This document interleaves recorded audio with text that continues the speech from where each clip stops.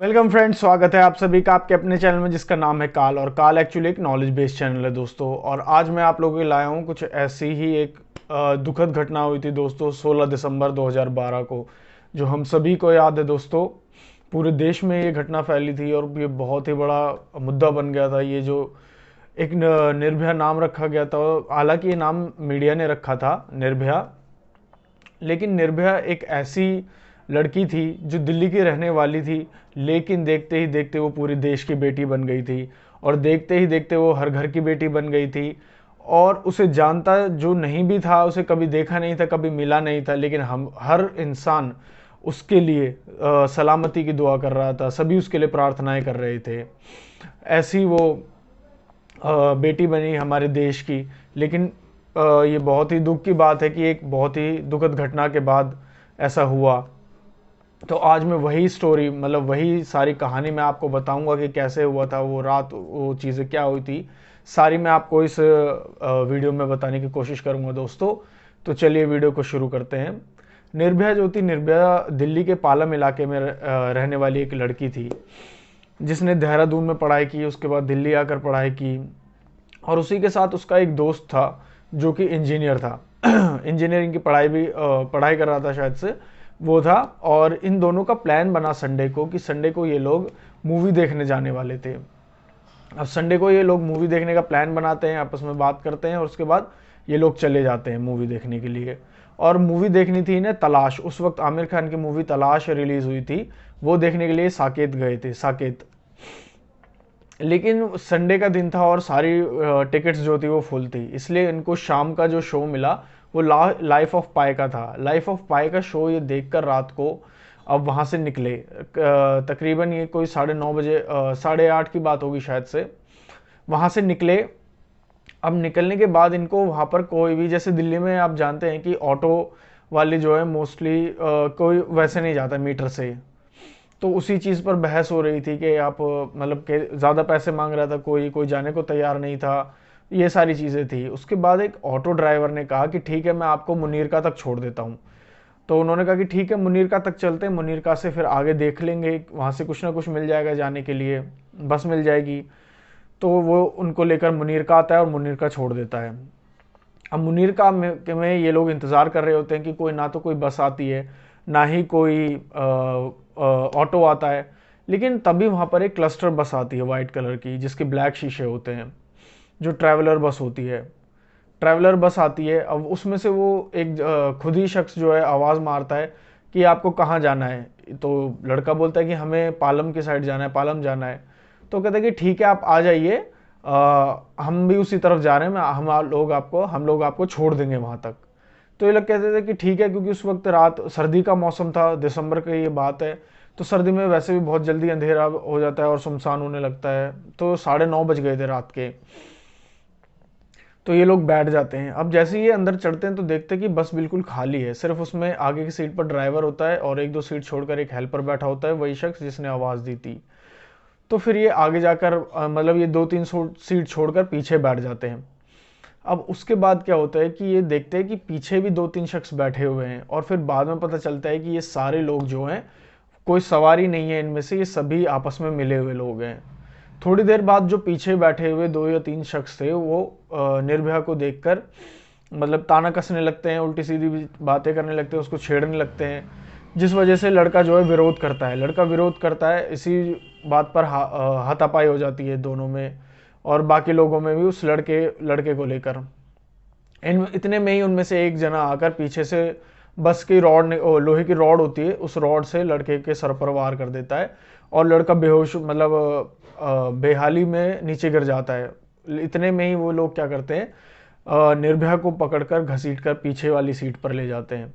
और पीछे वाली सीट पर घसीट कर ले जाते हैं और उसको मतलब मार पीट करते हैं पहले तो, फिर उसके साथ बस की लाइटें बंद कर देते हैं। और बारी बारी से वो 6 लोग निर्भया के साथ दरिंदगी करते हैं, रेप करते हैं उसके साथ। और ऐसे ही चलता रहता है। ये बस जो थी, ऐसा भी नहीं कोई ज़्यादा रात का समय था, 9:30-10 बज रहे थे दिल्ली में। हालांकि रात के 12 बजे भी आप निकलेंगे तो आपको लोग दिखेंगे रोड पर चलते हुए भी, गाड़ियाँ दिखेंगी चलती हुई। लेकिन उस रात ये कोई नहीं जान पा रहा था, किसी को कानो कान खबर नहीं थी कि उस बस के अंदर क्या हो रहा है। और ये जो बात है मुनीरका की, मुनीरका से आगे चलती है और वो बस कंटिन्यू 1.5 घंटे तक सिर्फ 3 पुलिस स्टेशन जो है उसके चक्कर काटती रहती है, मतलब उसी रोड पर, जिसमें से एक वसंत विहार था, एक वसंत कुंज और एक वसंत कुंज नॉर्थ। इसी के चक्कर वो बार बार काटते रहती है, लेकिन किसी को कानो कान खबर नहीं होती कि उसके अंदर क्या हो रहा है। और ये 6 लोग जो थे दरिंदगी करते हैं 6 घंटे तक निर्भया के साथ। और यहीं तक नहीं बल्कि उस प्राइवेट पार्ट पर जो है, जो लोहे का पाना होता है, वो पाने से उस पर वार करते हैं और बहुत ही मतलब जितना नोच खसोट सकते थे उतना ज़्यादा उसको वो कर देते हैं, बुरा हाल। और इसी के साथ साथ वो लोग इनके कपड़े उतार देते हैं दोनों के ही, और दोबारा से लड़के के सर पर वार करते हैं एक और उसके बाद इन दोनों को बिना कपड़ों के ही बाहर फेंक देते हैं और बाहर फेंक देते हैं। उसके बाद ये क्या करते हैं, इनका प्लान जो था ये था कि इनको बाहर फेंकने के बाद इन पर बस चढ़ा दी जाएगी। तो ये बाहर फेंक कर बस को दोबारा घुमा कर लाते हैं, लेकिन लड़के के अंदर तब भी थोड़ी मतलब जान बची हुई थी, वो होश में था। तो लड़का क्या करता है, उसको जैसे तैसे कर कर खींच लेता है दूसरी साइड, थोड़ा सा किनारे पर, और वो बस तेजी में निकाल कर चले जाते हैं, क्योंकि वो लोग भी घबराए हुए थे। उन्हें उन्हें मतलब ये लगता है कि जो लड़की का हाल किया था उन्होंने, उनको ये लगता है कि ये मर चुकी है, और वो वहां से भाग जाते हैं। और वो सर्दी का टाइम, बिना कपड़ों के दोनों लड़की लड़के, और वो भी सड़क पर पड़े हुए थे। लड़के ने अपने बयान में बताया कि उस रात वहां से न जाने कितनी सारी गाड़ियां, ऑटो रिक्शा, पैदल भी लोग गुजरे, लेकिन किसी ने उनकी मदद नहीं करी। दोनों ही लहूलुहान थे, बिल्कुल खूनम खून थे ऊपर से नीचे तक, लेकिन किसी ने उनकी मदद नहीं करी। तब एक भले आदमी कोई शायद वहां आया, उसने देखा और उसने 100 नंबर पर कॉल किया। तब पुलिस की 3 जिप्सियां वहां पहुंची, और तीनों जिप्सियों में उसके बाद भी ये नहीं कि उनको पहले हॉस्पिटल पहुंचाया जाए, इस चीज़ पर बात हो रही थी कि किसके थाने में ये जगह आती है, एरिया आता है, किस पीसीआर के। उसके बाद उनको पीसीआर में बिठाया गया, और उसको पीसीआर में बिठाने के बाद उनको ले जाया गया सफदरजंग इमरजेंसी में। सफदरजंग इमरजेंसी में जब उनको ले जाया गया, तो डॉक्टर, जिस डॉक्टर को उनको दिखाया गया पहले, सबसे पहली लाइन उस डॉक्टर की ये थी निर्भया को देखते ही कि ये किस लाश को उठा लाए हो आप लोग, ये इसका इलाज नहीं हो सकता, ये तो ऑलरेडी ऐसा लग रहा है कि मर चुकी है।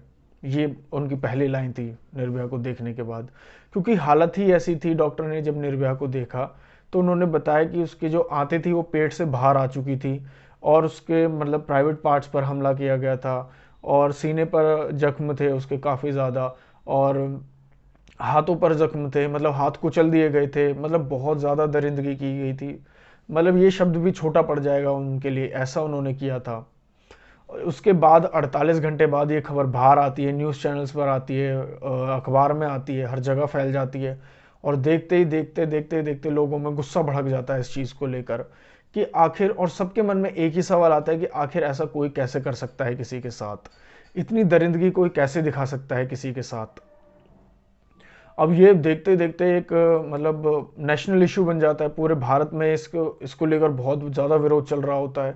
उधर पुलिस जो है सीसीटीवी कैमरे से खंगालती है, बस को निकालती है, बस के मालिक को, उससे मालिक ड्राइवर को, और ड्राइवर के जरिए फिर उन 6 जनों को पकड़ लिया जाता है, 6 लोगों को, और उनको पकड़कर मतलब ले जाया जाता है। लेकिन पुलिस, पब्लिक जब तक इतनी ज़्यादा भड़क चुकी थी, पुलिस पर इतना ज़्यादा प्रेशर आ चुका था, इनको तिहाड़ जेल में बंद कर दिया जाता है, तिहाड़ में ले जाकर। और दूसरी तरफ लोगों का ये था कि गुस्सा था, बहुत सारे कैंडल मार्च निकल रहे थे, राजनीतिक तौर पर भी इसको देखा जा रहा था, सारी चीज़ें। लेकिन वहीं दूसरी तरफ उसके निर्भया के लिए दुआएं भी हो रही थी, प्रार्थनाएं की जा रही थी हर जगह। और लेकिन होता क्या है कि निर्भया के जो ऑर्गन्स थे वो धीरे धीरे काम करना बंद कर रहे थे, मतलब कि उसकी बॉडी जो है काम करना बंद कर रही थी, धीरे धीरे ऑर्गन खराब हो रहे थे, उसकी हालत खराब होती जा रही थी। तो ऐसे में क्या करते हैं कि फिर जो दुनिया का, वर्ल्ड का स्पेशलिस्ट ऑर्गन ट्रांसप्लांट जो हॉस्पिटल है वो सिंगापुर में है। तो सरकार खुद अपने खर्चे पर इसको, जो निर्भया है, निर्भया को भेजती है सिंगापुर, कि वहाँ पर इसका इलाज कराया जाएगा। सिंगापुर में ले जाया जाता है 26 दिसंबर को माउंट एलिजाबेथ हॉस्पिटल में, सिंगापुर के। वहाँ पर जाते हैं, वहाँ पर ले जाकर इलाज होता है। 26 दिसंबर को ले जाया जाता है। पूरे देश में प्रार्थना कर रहे थे, सभी दुआएं मांग रहे थे और गुस्सा भी था लोगों के अंदर। मतलब ऐसा था कि पूरा देश पहली बार ऐसा देखने को मिल रहा था कि एक साथ खड़ा हो गया किसी बेटी के लिए। लेकिन 29 दिसंबर को सभी की जो दुआएं थी वो दम तोड़ देती है, सभी का जो है हौसला टूट जाता है, क्योंकि खबर आती है 29 दिसंबर को कि निर्भया की मृत्यु हो चुकी है, उनके निर्भया की डेथ हो गई। सारी चीज़ें और बाकी सारी चीज़ें भी उनको बोली जाती है। लेकिन इसी बीच में जब वो हॉस्पिटल में थी तो उसका दोस्त उससे मिलने गया था, तो उसके दोस्त ने, मतलब वो बोल नहीं पा रही थी निर्भया, तो वो पर्ची पर लिख कर बात कर रही थी। तो वो बोलती है कि मेरे जो हॉस्पिटल का खर्च इलाज हो रहा है, मैं बच तो जाऊंगी ना, लेकिन मेरे इलाज का खर्चा कौन देगा, इतने पैसे हमारे पास नहीं है। तो दोस्त कहता है कि तुम चिंता मत करो, सब हो जाएगा। ऐसे ही माँ बाप जब मिलने जाते हैं तो माँ बाप से कहती है कि मैं मरना नहीं चाहती हूँ, मैं जीना चाहती हूँ, और जिन्होंने मेरे साथ ये सब किया है उनको जिंदा जला देना, उनको छोड़ना मत, चाहे कुछ भी हो जाए, मैं मरना नहीं चाहती, मैं जीना चाहती हूँ। तो ये सारी चीज़ें थी। अब जो 6 में से 1 था राम सिंह, वो राम सिंह ने तिहाड़ में ही सुसाइड कर लिया था, मृत्यु हो गई थी। और एक जना जो था वो नाबालिग था। जो नाबालिग था उसको हमारे कानून के हिसाब से सज़ा नहीं दी जा सकती थी, तो उसको जुवेनाइल कोर्ट में भेज दिया जाता है और वहाँ पर उसको 3 साल की सज़ा होती है, और 3 साल की सज़ा के बाद उसको छोड़ दिया जाता है। हालांकि उसकी जो पहचान है उसको गुप्त रखा जाता है।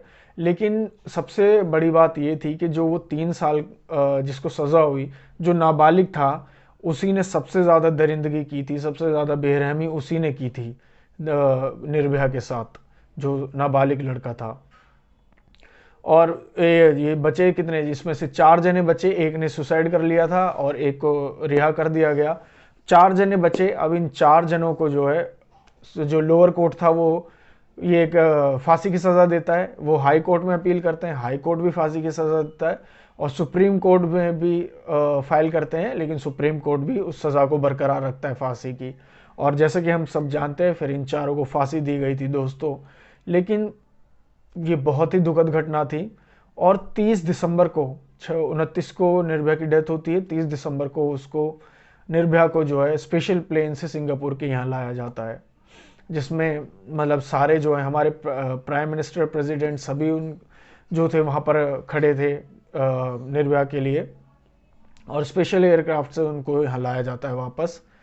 तो ये सबसे बड़ी, मतलब उस वक्त की जो है ऐसी दुखद घटना थी दोस्तों, जिसके बारे में शायद आज भी हम सोचते हैं तो रूह कांप जाती है, रोंगटे खड़े हो जाते हैं कि उस बेटी पर, उस बच्ची पर क्या गुजरी होगी जिसके साथ ये हुआ था, और आखिर वो क्या लोग होंगे जिन्होंने ऐसी दरिंदगी की थी किसी के साथ दोस्तों।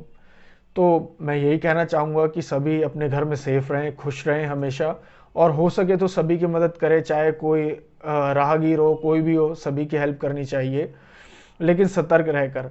और आज के लिए बस इतना ही, और हम दुआ करेंगे कि निर्भया के परिवार के लिए भी, कि जो भी वो घटना हुई थी, और भगवान करे किसी के साथ ना हो, और उनके परिवार को जो है इससे उभरने की और ज़्यादा जो है शक्ति दे ईश्वर। और इसी के साथ ये वीडियो को अंत करते हैं, और आज के लिए बस इतना ही दोस्तों। वीडियो अच्छी लगे इसको लाइक कीजिएगा, चैनल को सब्सक्राइब कीजिएगा, और वीडियो को ज़्यादा से ज़्यादा लोगों के साथ शेयर कीजिएगा दोस्तों। जय हिंद।